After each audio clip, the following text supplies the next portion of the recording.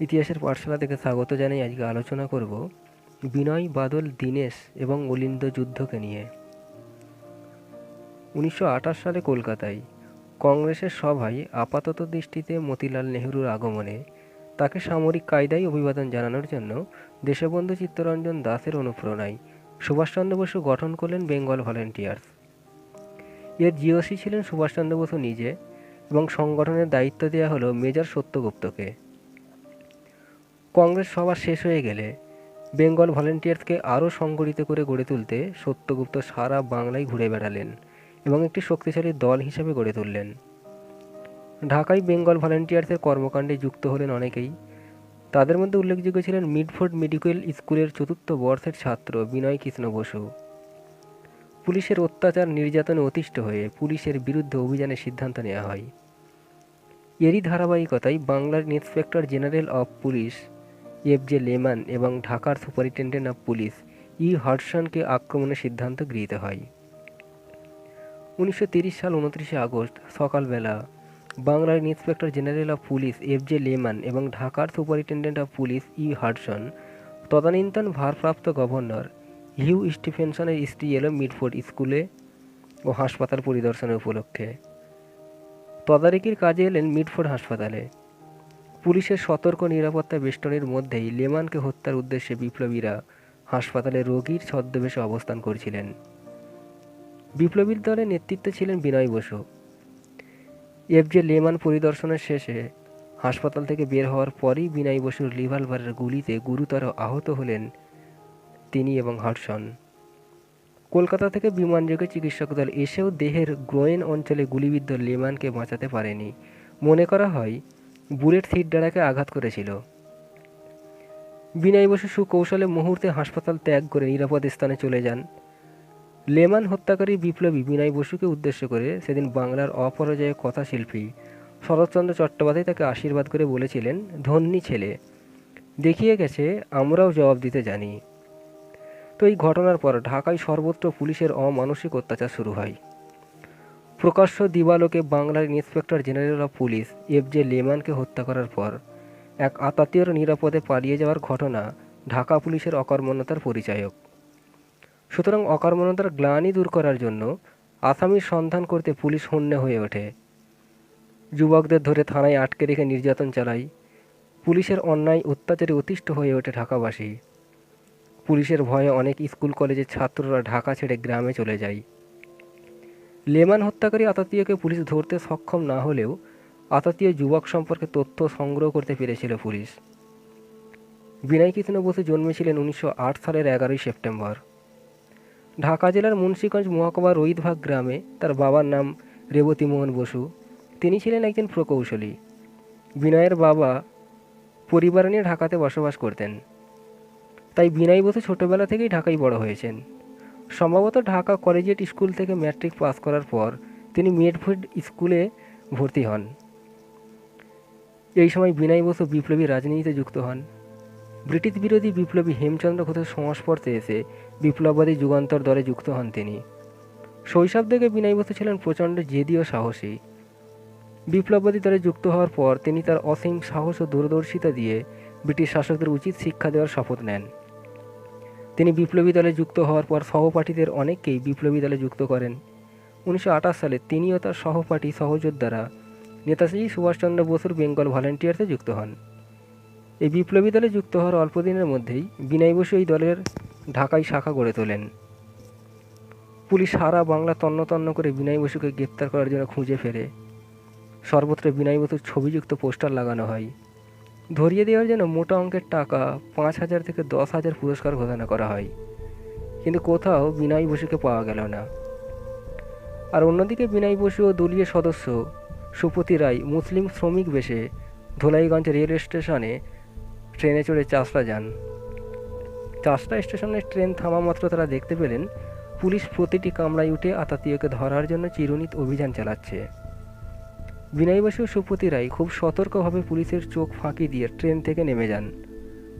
তারা দুজন স্থানীয় বিপ্লবী গিরিজা সেনের বাড়িতে আত্মগোপন করেন। পরের দিন ভোরে তারা খেয়া পার হয়ে বন্দরে যান। সেখান থেকে যান বৈদ্যনাথ বাজার, তারপর মেঘনা পাড়ি দেওয়ার পালা। মেঘনা পাড়ি দেওয়ার জন্য মুসলমান শ্রমিকের বেশ পরিত্যাগ করে সুপতি রায় জমিদার এবং বিনয় বসু জমিদার ভৃত্যের ছদ্মবেশ ধারণ করেন। বিনয় বসু জমিদারের সফরের জন্য একখানা নৌকা জোগাড় করেন। শুরু হয় মেঘনা পাড়ি। নৌকা থেকে একসময় স্টিমারে উঠতে সক্ষম হন। স্টিমারে উঠে আবার মুসলমান শ্রমিকের বেশ ধরেন। তারপর স্টিমারে চড়ে ভৈরব স্টেশন, সেখান থেকে ট্রেনে চড়ে কলকাতার উদ্দেশ্যে রওনা হন। কিশোরগঞ্জ স্টেশনে ট্রেন থামলে পুলিশ আতাতীয়কে ধরার জন্য ট্রেনে উঠে গাড়ির কামরাগুলো একে একে তল্লাশি চালানো শুরু করলে তারা কিছুটা ভয় পেয়ে যান। হঠাৎ জানালার পাশে টিটিকে দেখে দুজনে তড়িঘড়ি গাড়ি থেকে নেমে টিটির কাছে টিকিট না করে ট্রেনে চাপার জন্য ক্ষমা চান। দুজনেই টিটির সাথে টিকিট ঘরে টিকিট কাটতে চলে যান। ইতিমধ্যে ট্রেনের সকল কামরা তল্লাশি করা শেষ হয়ে যায়। ভীত যাত্রীর অভিনয় কোনোরকম পার পেয়ে যান সেই যাত্রা। দুজনে গিয়ে ট্রেনেও চড়েন। ট্রেন চলে ময়মনসিংহ স্টেশনের পথে। ময়মনসিংহ স্টেশনে আবার এক বিপদ। ট্রেন থামার সাথে সাথে এক দারোগা তাদের বগিতে উঠে তল্লাশি শুরু করে। বিনয় বসু সুপতি রায় তৎক্ষণাৎ পুলিশকে ফাঁকি দেওয়ার পরামর্শ সেরে নেন। বিনয় বসু ছেঁড়া কাপড় মুড়ি দিয়ে শুয়ে রইলেন, আর সুপতি রায় দুহাত জোড় করে দারোগাকে তার ভাতিজা অসুস্থ বলে জানান। তো মনে হয় বসন্ত হইয়াছে। তো বলাই বসন্ত রোগ ভীত দারোগা পরবর্তী স্টেশনে কাপড় মুড়ি দিয়ে বিনয়ের মুখ না দেখেই সদল বদলে নেমে যায়।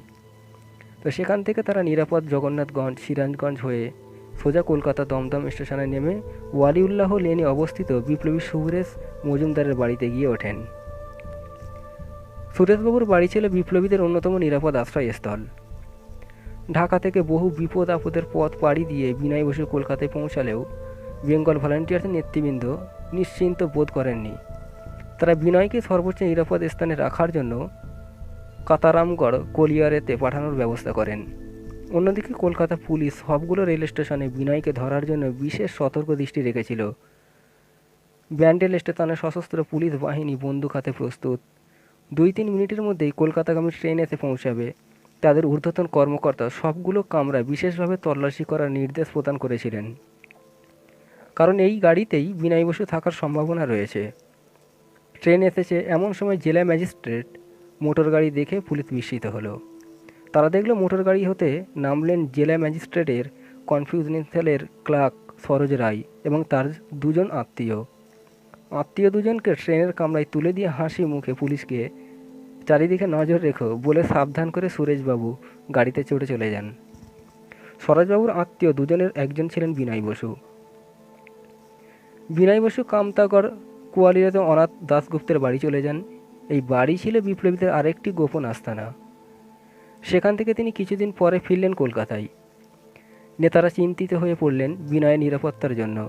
বিপ্লবী নেতৃবৃন্দের কাছে এই ব্যাপারে পরামর্শ চাইলে আচার্য প্রফুল্লচন্দ্র, লেডি অবলা বসু, শরৎ বসু, সুভাষ বসু প্রায় সকল নেতাই আত্মরক্ষার জন্য বিনয় বসুকে বিদেশে পাঠিয়ে দেওয়ার নির্দেশ দেন।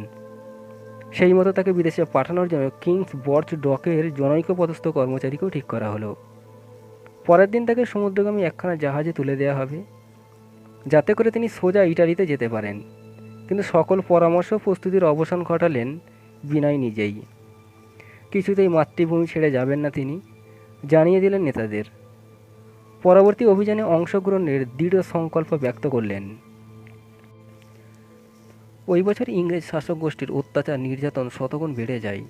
শত শত রাজনৈতিক নেতা কর্মী ও বিপ্লবীদের গ্রেপ্তার করে জেলে আটক রেখে চলে নির্যাতন। এই সময় ব্রিটিশ পুলিশ সুভাষচন্দ্র বসু, যতীন্দ্রমোহন সেনগুপ্ত এবং সত্য বক্সির মতো নেতাকেও গ্রেপ্তার করে আলিপুর সেন্ট্রাল জেলে আটকে রাখে।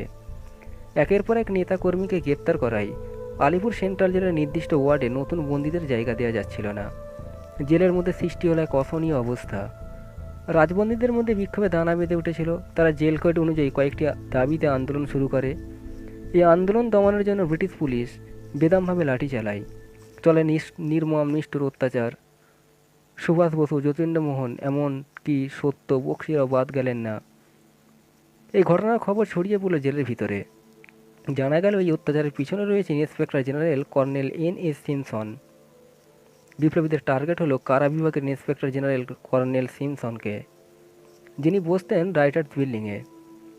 বন্দীদের উপর পাশবিক নির্যাতনের জন্য কুখ্যাত ছিল এই সিমসন, তাই সিমসনের নাম হত্যা তালিকার একদম শীর্ষে রাখা হয়েছিল।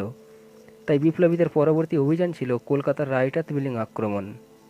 তো অসংখ্য পুলিশ প্রহরী পরিবেষ্টিত দুর্ভেদ্য অফিস রাইটার্স বিল্ডিং, এই ভবন আক্রমণ করে সেখান থেকে ফেরার আশা কেউ করতে পারে না। বিপ্লবী নেতৃবৃন্দদের মধ্যে আলোচনা চললে কেই আক্রমণ পরিচালনা করবেন।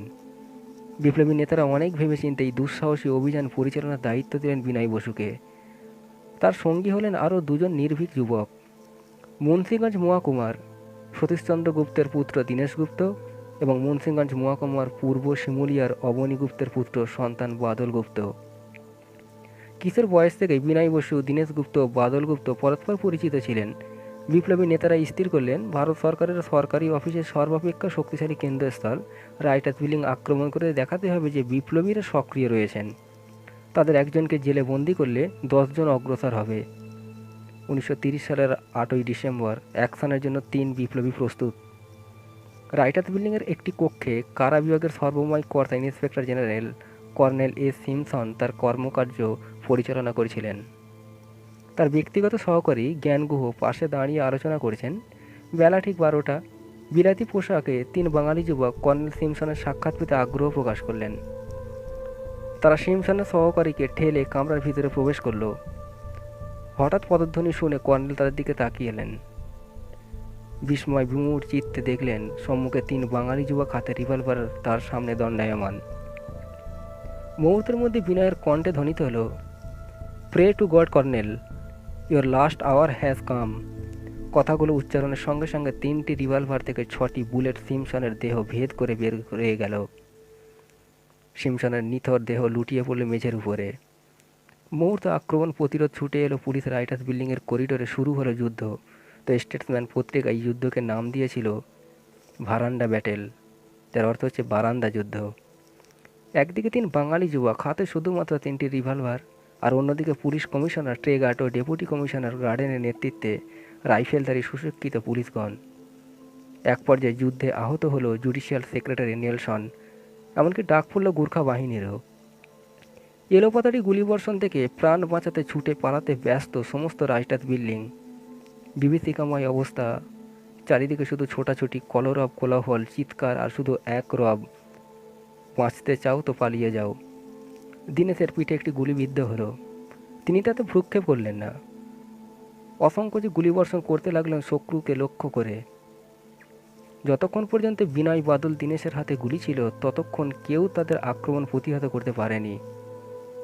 এক পর্যায়ে বিপ্লবীদের গুলি নিঃশেষ হলো। গোর্খা ফৌজ অনবরত গুলিবর্ষণ করে চলে। তখন 3 জন বিপ্লবী একটি শূন্য কক্ষে প্রবেশ করলেন। বাদলের সঙ্গে আনা সাইনয়েড মুখে পুড়িয়ে দিলেন। বাদল শহীদ হলেন। বিনয় ও দীনেশ নিজেদের রিভলভারের শেষ বুলেট 2টি ব্যবহার করলেন নিজেদের মস্তক লক্ষ্য করে। দুজনই আহত হয়ে ধরা পড়লেন। গুরুতর আহত বিনয় ও দীনেশকে পুলিশ মেডিকেল কলেজ হাসপাতালে পাঠিয়ে দিল। চিকিৎসায় সামান্য সুস্থ হয়ে উঠলেন দুজনেই। বিনয় বসু মেডিকেল ছাত্র, আর তার জানা ছিল অ্যানাটমি পদ্ধতি। জানতেন মৃত্যুর সম্ভাব্য পথ। 14ই ডিসেম্বর রাতে কাঙ্ক্ষিত মৃত্যুকে বরণ করার জন্য মস্তিষ্কের ব্যান্ডেজের ভিতরে আঙুল ঢুকিয়ে দিয়ে মস্তক বের করে আনলেন এবং মৃত্যুবরণ করে নেন মৃত্যুঞ্জয়ী বীর বিনয় কৃষ্ণ বসু। অন্যদিকে ডাক্তার ও নার্সদের আপ্রাণ চেষ্টায় দীনেশ ধীরে ধীরে সুস্থ হয়ে ওঠেন। সুস্থ হওয়ার পর তাকে পাঠানো হয় কন্ডেম সেলে। 1931 সালের 7ই জুলাই দীনেশ গুপ্তের ফাঁসি কার্যকর হয়েছিল।